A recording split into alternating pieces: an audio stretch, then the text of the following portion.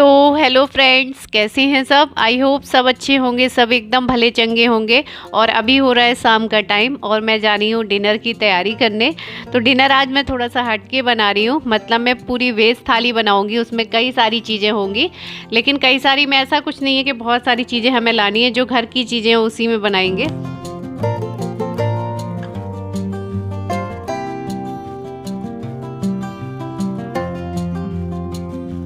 तो सबसे पहले तो मैंने रख दी है अरहर की दाल। और शाम का टाइम है तो चाय का टाइम भी हो गया, तो इसलिए साथ में मैंने एक तरफ गैस में चाय भी रख दी है। और उसके बाद जो जीरा राइस नहीं, जीरा आलू होते हैं, आलू फ्राई होते हैं, उस तरह के आलू मैं बनाऊंगी। तो इसलिए मैंने ये छोटे छोटे आलू काट लिए हैं।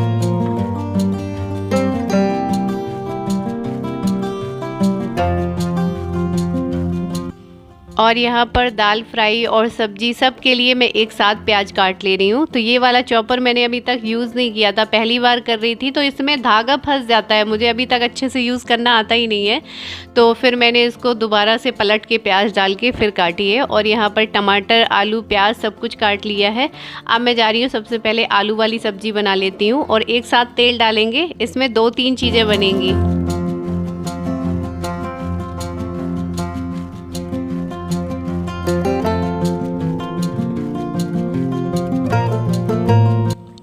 और तेल अच्छे से गर्म हो गया है तो मैंने इसमें जीरा और सूखी खड़ी लाल मिर्च डाल दी है। उसके बाद आलू डाल दिए हैं और बस इनको ऐसे ही फ्राई होने देना है, कुछ भी नहीं करना है, क्योंकि ऐसे ही आलू का टेस्ट बहुत अच्छा आता है, एकदम क्रंची क्रंची आलू बनती है।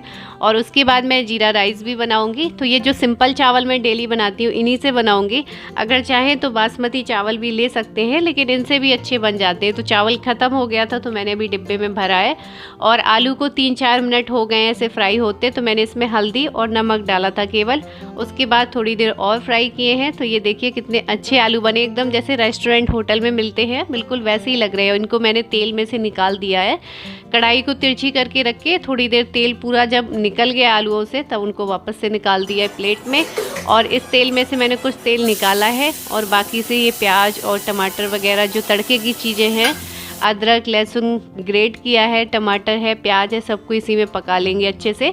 और इस वाली जो ये हम सारा बना रहे हैं टमाटर प्याज, इसमें से आधा तो निकाल लेंगे हम पनीर की सब्ज़ी के लिए, और थोड़ा सा जो बचेगा उसमें हम कर लेंगे दाल फ्राई। तो इसमें इकट्ठा मतलब थोड़ा सा समय का टाइम भी बच जाएगा, मेहनत भी बच जाएगी, एक में ही हो जाएगा, क्योंकि इतनी सारी चीज़ें तो सारी चीज़ें थोड़ी थोड़ी ही बनाएंगे। तो बस जो कढ़ाई में छोड़ा हुआ था टमाटर प्याज, उसमें दाल फ्राई कर लिया है। तो यहाँ पर दाल बॉईल हो जाए, इसमें मसाले भी डाल दिए और धनिया की पत्ती डाल दी है। दाल को रख देंगे एक साइड में। आलू तैयार हो गया, दाल तैयार हो गया है। और यहाँ कुकर खाली हो गया था दाल का, तो इसमें बना ले रहे हैं हम जीरा राइस। तो इसमें घी डाला था मैंने कुकर में, इलायची, तेज़पत्ता, दालचीनी, जीरा, ये सब डाला है। उसके बाद मैंने चावल डाल दिए हैं।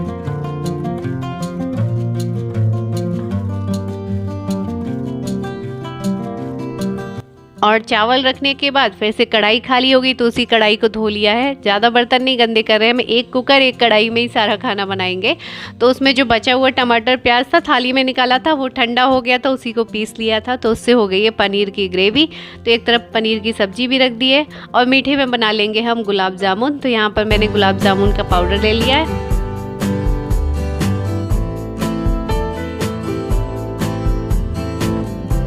और गुलाब जामुन का जो पाउडर था उसमें थोड़ा सा घी और गर्म पानी से आटा लगा के रख दिया है। और यहाँ पर रख दे रहे हैं हम चाशनी बनने के लिए।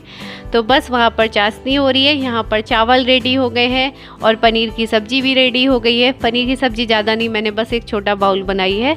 ये सब्ज़ी रेडी होगी, इसमें भी धनिया डाल देंगे और धनिया भी एक साथ काट के रख लिए सबके लिए। और यहाँ पर ऑयल गर्म हो रहा है, तो मैं यहाँ पर गुलाब जामुन सेक ले रही हूँ। और गुलाब जामुन भी मैं 1 पैकेट के बना रही हूँ, ताकि हमारा मीठा हो जाए अभी के लिए। बस तो ये सारी चीज़ें बन गई है। और इसी के साथ में मैं बनाऊंगी क्या, हाँ एक चीज़ तो रहेगी, रायता बनाऊंगी। तो ये दही रखा था और बूंदी वगैरह नहीं थी, तो मैंने क्या किया, सिंपल टमाटर काट के डाल दिया, प्याज काट के डाल दिए। उसके बाद लाल मिर्च, नमक और धनिया पत्ता ये सब डाल दिया है, लाल नमक वगैरह। तो रायता भी बन गया है। यहाँ पर ये गुलाब जामुन भी अच्छे से तैयार हो गए हैं। तो ये देखिए सारा खाना, ये है जीरा राइस, और दूसरे में ये है दाल तड़का, और उसके बाद में तीसरे में है क्या, रायता, और इसमें है बगल में ये आलू फ्राई, और उसी के साथ बनाए हैं ये गुलाब जामुन, और क्या है, रोटियां हैं। रोटियां हैं और एक तरफ पनीर रखा हुआ है। तो ये सारा डिनर तैयार हो गया एक साथ।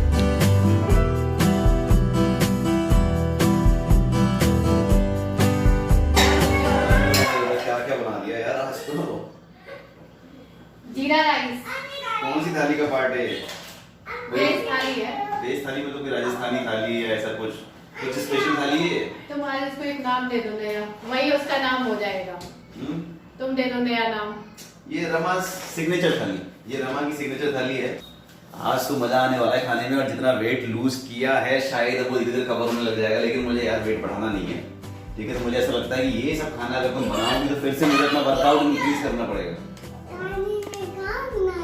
खाने में तो आज बहुत सारा बनाया है। ये देखो, आप बताओ, आप पहचान लेते हो? इसमें बताओ ये क्या है?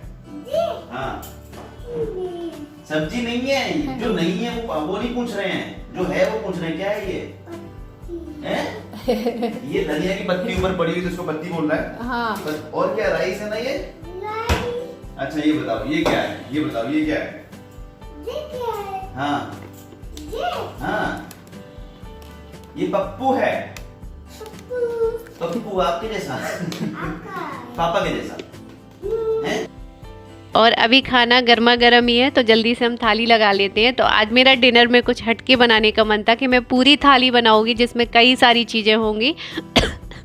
तो देखने में भी कितनी सुंदर लग रही है। और चावल को मैंने ऐसे परोसा है ताकि एक ही थाली में सारा खाना आ जाए। ये देखिए कितना सुंदर लग रहा है देखने में, पूरा खाना रंग बिरंगा।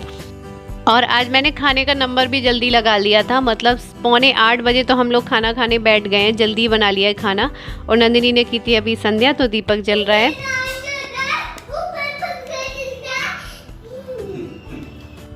तो आ जाइए आप लोग भी स्पेशल डिनर के लिए। वैसे तो मैं हमेशा ही पूछती हूँ, लेकिन आज है स्पेशल डिनर, तो आप लोग भी आ जाइए खाना खाने। तो मैंने सारी चीजें टेस्ट कर ली हैं, और रिव्यू बस यही है कि सारी चीज़ें बहुत ही उम्दा क्वालिटी की बनी है, ऑप्टिमम बनी हुई है सारी चीज़ें। स्पेशली मुझे गुलाब जामुन बहुत ही अच्छा लग रहा है, बिकॉज बना के परफेक्ट हो गई। हर हफ्ते तो बना ही देती है। अभी टाइम 9 ही बजा है, 8:50 हो रहे हैं। तो अभी नीचे किसी ने अभी खाना खाया नहीं होगा, खाने जा रहे होंगे। तो मैं जा रही हूँ नीचे खाना लेके।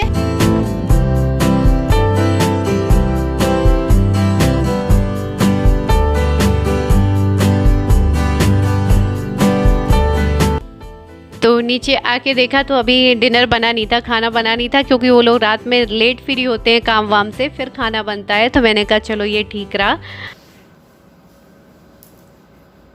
सो गाइस, जैसा कि आप लोग समझ ही गए होंगे हमारे बैठने के स्टाइल से, जब भी कोई बात करनी होती है तो हम ऐसे ही बैठ के बात करते हैं। तो मैंने आपको बोला था करवा चौथ वाले व्लॉग में कि पिछले 1-1.5 महीने में जो भी चीज़ें हुई हैं हम उस पर बैठकर बात करेंगे, डिस्कस करेंगे। और आगे बढ़ने से पहले हम जो कुछ भी बोलने जा रहे हैं, जो कुछ भी डिस्कस करने जा रहे हैं, मैं क्लियर कर देता हूँ, ये कोई सफाई नहीं दे रहे हैं हम लोग। ये आप लोगों के सवालों के जवाब हैं, जो सवाल आप लोगों ने ही उठाए हैं। और जवाब देना बहुत ज़रूरी हो जाता है कि हम लोग भी सोचते हैं कि यार क्या जवाब दें, इस पर क्या जवाब दें, इग्नोर करें। ठीक है 2-4 कमेंट्स आ रहे हैं, लेकिन स्टार्टिंग में क्या होता है कि 2-4 कमेंट्स आते हैं, फिर उसका सफाई या मतलब जवाब अगर नहीं मिलता है तो कमेंट्स बढ़ते जाते हैं। एक नेगेटिविटी वाला जो एटमॉस्फेयर है वो क्रिएट हो जाता है। फिर कुछ यूट्यूबर्स जो हैं, ठीक है, उस माहौल का फ़ायदा उठाते हैं और वो 10 कदम आगे निकल कर वीडियोज़ बनाते हैं उसके ऊपर। लाइक आपने पास्ट में भी देखा होगा कि मेरे ऊपर कैसे कैसे वीडियोज़ बने हैं, या रमा के ऊपर कैसे कैसे वीडियोज़ बने हैं, ठीक है। ये उनके लिए भी जवाब है कि ये सब चीज़ें करना छोड़ दीजिए, अदरवाइज फिर कुछ ना कुछ एक्शन लेना पड़ सकता है। आपने शायद देखा भी होगा, बहुत लोगों ने देखा होगा कि इस तरह के टाइटल डाल रहे हैं, ठीक, मतलब क्या क्लेम कर रहे हैं कि उनके पास कोई ऑडियो क्लिप है, इस रमा को और मेरा कुछ ऑडियो क्लिप है, ठीक है, कि जिससे सारा वो क्या कहते हैं उसको खुलासा कर देंगे, पर्दाफाश कर देंगे, पता नहीं क्या क्या कर देंगे, ठीक। उनके लिए एक छोटी सी चीज़ है कि अब उन्होंने 4 बातें बोली, वीडियो बना के डाल दिया, इस उम्मीद में कि ये वीडियो वायरल हो जाए रमा के नाम से, राइट। बट हमारे लिए बहुत एक बड़ा मुद्दा बन जाता है, क्योंकि हमारी एक जो सोशल मीडिया की जो दुनिया है वो तो है ही, उसके साथ हजारों रिश्तेदार हैं या दोस्त हैं, यार दोस्त हैं, वो सब भी हमारे चैनल को देखते हैं, ठीक है। तो जो चीज़ें आप लोग कह रहे हो कि आपने ये फेक ड्रामा करा है, वो चीज़ें हम खुद नहीं चाहते हैं करना। अगर आप हिस्ट्री देखें चैनल की, ये चैनल 3 साल से है, ठीक है। अगर ऐसा कुछ ड्रामा, फेक ड्रामा करना होता तो हम 3 साल पहले भी कर सकते थे, जब हमें कोई नहीं जानता था और उस समय हमें इस ड्रामे की बहुत ज़्यादा ज़रूरत थी। आज हमें ऐसा करने की क्या ज़रूरत है, जबकि ऑलरेडी 9 लाख सब्सक्राइबर होने वाले हैं। मुझे तो यही समझ में नहीं आता है कि जिन लोगों को भी ऐसा लगा कि ये सब व्यूज़ के लिए फेक ड्रामा था, तो अगर आप लोग ये चैनल को 3 साल से देख रहे हैं तो आपको ये पता होगा कि ये जो समय चलता है हमारा, ये अगस्त सितंबर का जो महीना होता है उसमें 4 बर्थडे पड़ते हैं, ठीक है, जो कि हम लोगों ने मिस किए।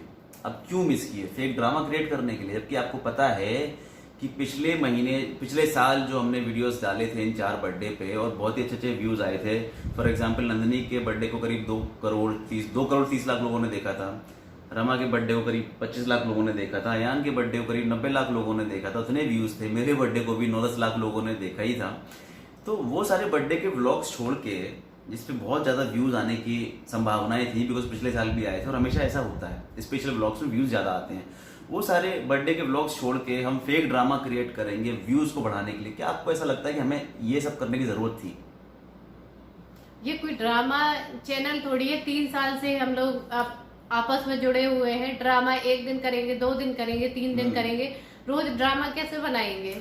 एंड दूसरी चीज देखिए, अभी आप लोगों की भी मेंटेलिटी मालूम है क्यों चेंज हो रही है? बिकॉज यूट्यूब पे अभी भी कुछ ऐसे लोग हैं जो कंट्रोवर्सीज में रहते हैं, ड्रामा क्रिएट करते हैं। तो आप लोगों को ऐसा लग रहा है कि हम लोग भी ऐसा कर रहे होंगे, लेकिन मैं आपको बता दूं कि कम से कम हम लोग कोविड का जो एक कठिन दौर था, वो 1.5 साल का जो करीब दौर था वो हमने काटा है, ठीक है। लेकिन वो ऐसा टाइम था कि जब जो व्लॉगर्स थे उनके पास कंटेंट नहीं था कि वो क्या कंटेंट डालें।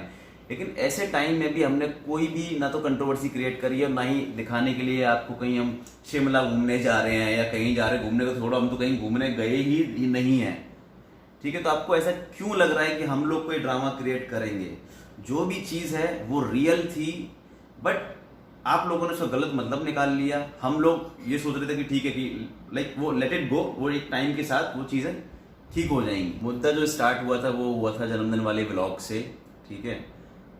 होता क्या है कि इंसान का जो मूड होता है वो हर दिन एक जैसा नहीं रहता है, ठीक है। कई बातें ऐसी थी जिनको लेके मैं थोड़ा सा चिंतित था, थोड़ा सा परेशान था। वो बात कुछ भी हो सकती है, वो एक्सट्रीमली पर्सनल हो सकती है। मैं उसको मतलब क्या बताऊं, उसको बताना जरूरी भी नहीं है और आप लोग भी जानना नहीं चाहेंगे, क्योंकि ठीक है मैं परेशान था तो मैं था, ठीक है। तो जब मैं परेशान था तो उसके बाद जो कुछ आपने बर्थडे वाले वीडियो में देखा, ठीक है, उस तो हमारे बीच में कुछ गलतफहमी हो गई थी, रमा और मेरे बीच में। जनरली क्या होता है कि जो भी कुछ गलतफहमी हमारे बीच में होती है, हम बड़े ही उसको क्या कहते हैं इत्मीनान से, एक मैच्योरिटी दिखाते हुए आपस में डिस्कस करके सॉल्व कर लेते हैं। लेकिन ये जो कुछ हुआ वो ऐसे टाइम पर हुआ कि इनको भी निकलना पड़ा अपने मायके के लिए, तो हम लोगों को समय ही नहीं मिल पाया कि हम लोग वो चीज़ डिस्कस करके उसको लाइक सॉल्व कर लें उस मुद्दे को। वो चीज़ हम कर नहीं पाए, ठीक है।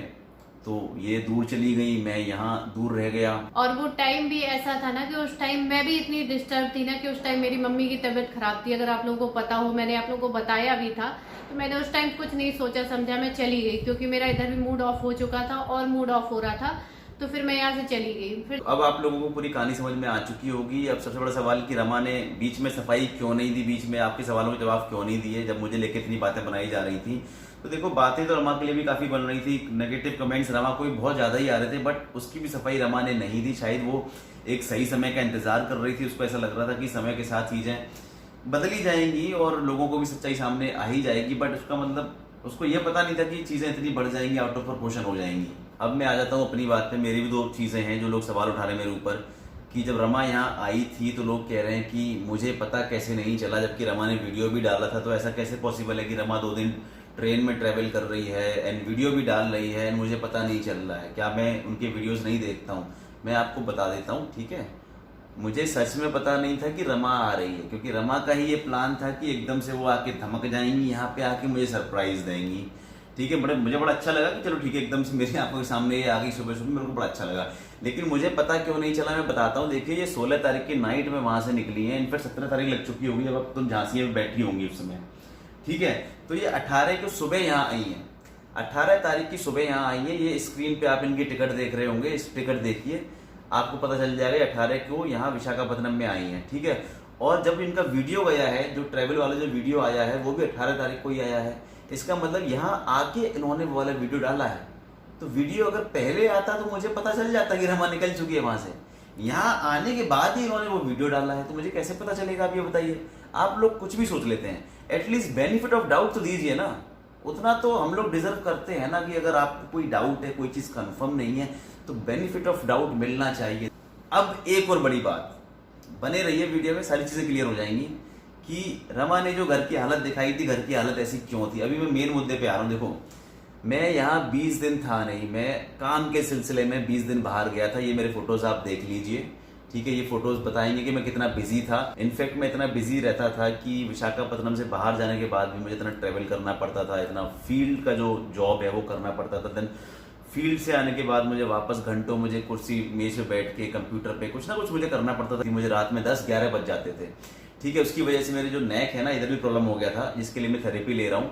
मैं थेरेपी का भी प्रूफ आपको दिखाऊंगा, बिकॉज जो आप लोग इतने सवाल कर रहे हैं ना, मुझे खुद दिखाने में शर्म आ रही है कि मैं ये चीज़ें क्यों दिखा रहा हूँ। लेकिन मैं अगर आपके जवाब नहीं दूंगा ना तो आपके सवाल बढ़ते ही रहेंगे। तो आप ये वाला स्क्रीनशॉट देखिए। तो ये जो घर गंदा पड़ा हुआ था उसका रीज़न यही था कि मैं विशाखापट्टनम में था नहीं करीब 20 दिन। इनफैक्ट वही रीज़न है कि मैं पौधों को भी पानी नहीं दे पाया था, क्योंकि यहाँ पर मुझे लॉक लगा के जाना पड़ा था। तो गाइज यही सब कहानी थी। चलो, इस कहानी के साथ साथ मैं उन लोगों का भी शुक्रिया अदा करना चाहता हूँ कि जो इस मुश्किल के दौर में भी हमारे साथ बने रहे और उन्होंने नेगेटिविटी का सहारा नहीं लिया बिल्कुल भी, और हमको सपोर्ट करते रहे। तो उन सभी लोगों का, इनफैक्ट आप सभी लोगों का बहुत बहुत शुक्रिया, क्योंकि ये भी अपनी लाइफ में एक फेज़ है जिससे काफ़ी कुछ सीखने को मिला है और धीरे धीरे गुजर जाएगा ये फेज़ भी।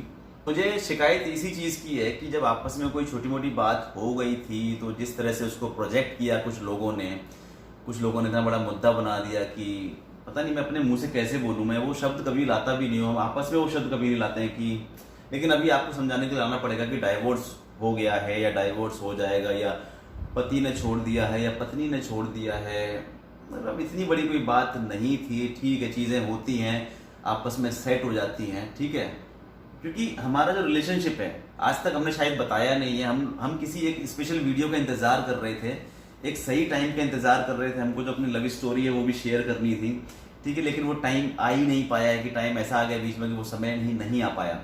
लेकिन कुछ चीज़ें अभी बता देता हूँ, एंड जो स्पेशल वीडियो है जो सही टाइम आएगा उस पर बनाएंगे हम, क्योंकि हमारा प्लान था वो वीडियो लखनऊ जाके बनाने का। एनीवेज कोविड की वजह से लखनऊ जाना हुआ नहीं, और अभी जा सकते थे लेकिन मेरा काम यहाँ ऐसा आ गया कि मेरे को छुट्टी नहीं मिल रही थी यहाँ से। इनफैक्ट यही रीज़न है कि मैं दिवाली पे भी नहीं जा पा रहा हूँ, ठीक है। तो हमारा जो रिलेशनशिप है करीब 11 साल का है। शादी हमारी 2016 में जरूर हुई है, लेकिन हम 2010 से एक दूसरे को जानते हैं। एंड इस दौरान कई सारे उतार चढ़ाव आए हैं। इनफैक्ट आप विश्वास नहीं करोगे कि एक टाइम ऐसा भी था कि जब हम 2.5 साल तक एक दूसरे की हमने शक्ल तक नहीं देखी थी, 2.5 साल तक। और वो टाइम ऐसा था जब मैं प्राइवेट नौकरी करके 2012 जुलाई में घर बैठ गया था। प्राइवेट नौकरी मैंने छोड़ दी थी, करीब मैं 1.5-2 साल घर बैठा था। शायद मैंने ये स्टोरी आपके साथ शेयर भी करी हुई है। एंड उस दौरान मेरे पास इतने पैसे नहीं होते थे कि मैं इनको फ़ोन पे भी बात कर पाऊँ या इनसे मिलने जा पाऊँ तो वो चीज़ें नहीं होती थी। तो 2.5 साल में इनसे मिला नहीं हूँ। तो एक लॉन्ग डिस्टेंस रिलेशनशिप भी मेंटेन किया है। 2.5 साल बीच में ऐसा रहा है जब हम एक दूसरे से मिले भी नहीं हैं।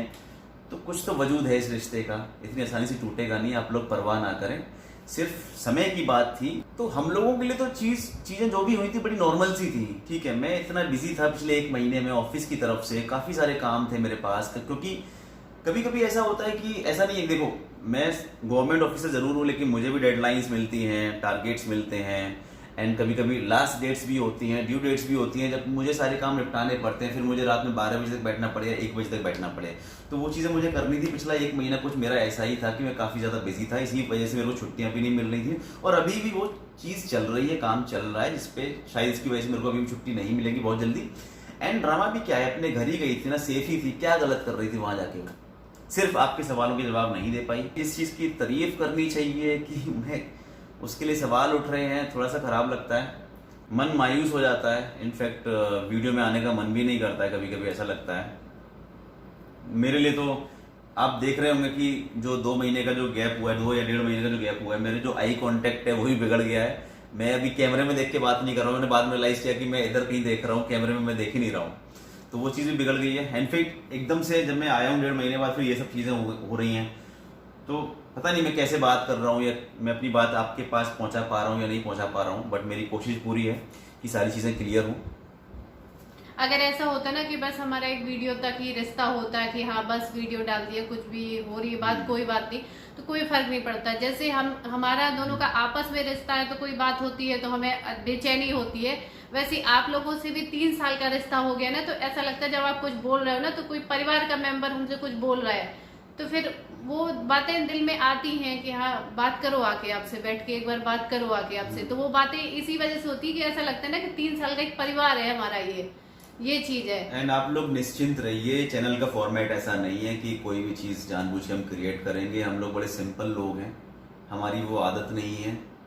मैं एक बार पहले ही आपको बता चुका हूँ, मैं फिर से रिपीट करता हूँ कि कोविड का जो 1.5 साल निकला है, हमें जो कुछ हम घर में करते थे हमने वही दिखाया है। व्लॉग में कंटेंट लाने के लिए हम स्पेशली ये नहीं है कि हम कहीं घूमने जा रहे हैं, कुछ कर रहे हैं। हमने बड़ी इत्मीनान से, बड़ी पेशेंसफुली वीडियोस बनाए हैं कोविड के वो 1.5 साल के दौरान भी। आपने देखा होगा, अगर नहीं देखा है तो जाइए हिस्ट्री को चेक करिए। एंड हिस्ट्री रिपीट्स इटसेल्फ, मतलब जो पहले हो रहा था वही अब होगा। चीज़ें कैसे बदल जाएंगी, हम कैसे वो चीज़ कर देंगे, जो चीज़ हो रही है वो आपको पता चलेगी। एंड जो कुछ हुआ था वो रियल था, बट इतना बड़ा मुद्दा नहीं था कि लोगों ने पता नहीं क्या क्या उसका बनाया।